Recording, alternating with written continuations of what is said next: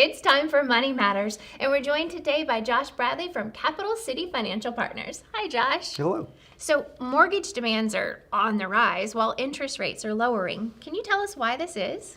Well, the interest rate portion is somewhat simple. So the Federal Reserve dictates short-term interest rates, and they've kind of paused hiking rates. So that's affecting short-term rates. The market then dictates long-term rates, and what they've taken from the Fed is that interest rates are probably not going to go up anymore, and the Fed is just as likely to cut rates in the future as they are to continue to rise.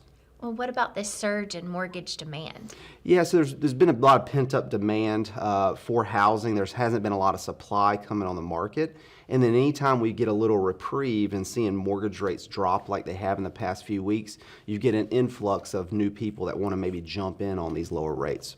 Well, it sounds like the housing market is still struggling and having challenges. Why is this? Yeah, so it's doing okay. It's not as maybe as bad or good. It's kind of neutral. With that being said, this is a supply and demand issue, especially around here where there's not a ton of supply and there's a good bit of demand. However, I would throw some cautionary tale. This lower interest rate may look attractive, but these rates are coming down because the market believes that the Fed will have to cut rates in the near future, which generally means a recession or maybe even worse. So I would not stretch myself out too thin when looking at a house. Also, affordability is really, really tough right now. The prices are so inflated that a lot of people may not be able to afford even these lower interest rate payments. So just be very careful when looking at a house right now. Thank you so much for those helpful tips.